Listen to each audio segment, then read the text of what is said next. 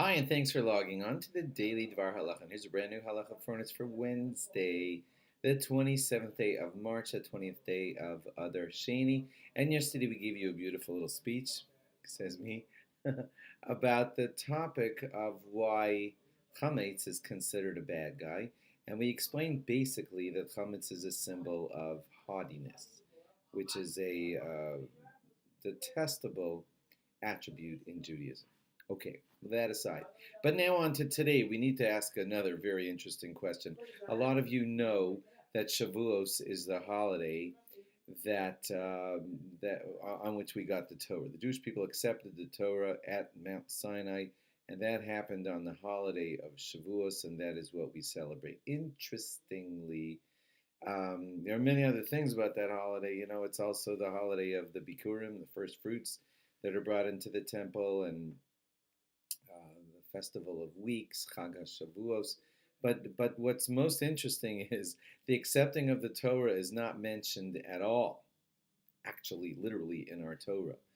We know it from all the discussions in the Gemara and everything, but basically, the holiday of Shavuos, when you read it in Chumash, is described as a very different holiday. And if you didn't already know this, when the holiday of Shavuos is described in our Chumash, it's described as Atzeres, just a day that you stop, a Yom Tov, and not much else of a description.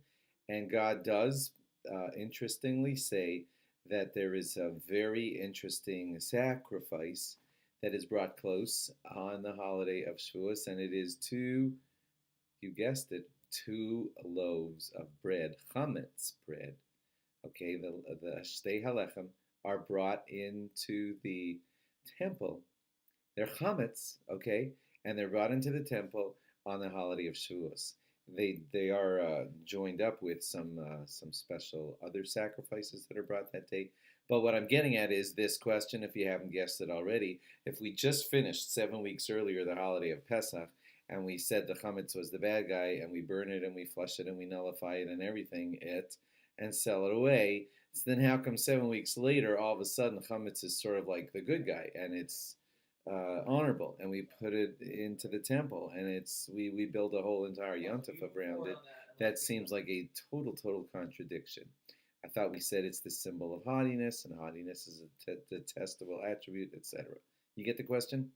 Okay, so here's a fascinating answer. You see, on the holiday of Pesach, we had just begun as a nation. We were nothing. God had to stretch out his arm into Egypt to take us out. We were on the 49th level of impurity. We were barely deserving of being freed from the country of Egypt, and God basically spared us, had mercy on us, wanted us to survive as a nation, and had to like reach in and get us. But we were not all that worthy. So any haughtiness on that day at the holiday of Pesach, and each year as Pesach comes on the calendar, again, we get to that point, which was our bare bones beginning. So haughtiness is very inappropriate at that time. Hence, it's the holiday of matzah, the humble bread. Hope that's making sense.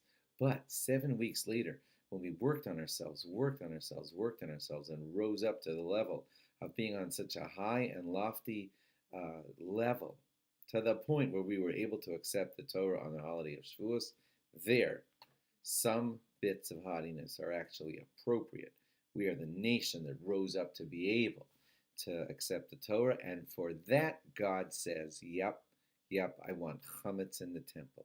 Well, it's not often that chametz is brought inside the temple. Many of the sacrifices that involved flour and water were unleavened stuff, if you didn't know that. But this is one of the few occasions that God says, I'll take chametz into my temple, because this is the time when the Jewish people deserve some pat on the back, some haughtiness, some pride in the fact that they have risen up and become a great nation 7 short weeks after they left Egypt at a low level.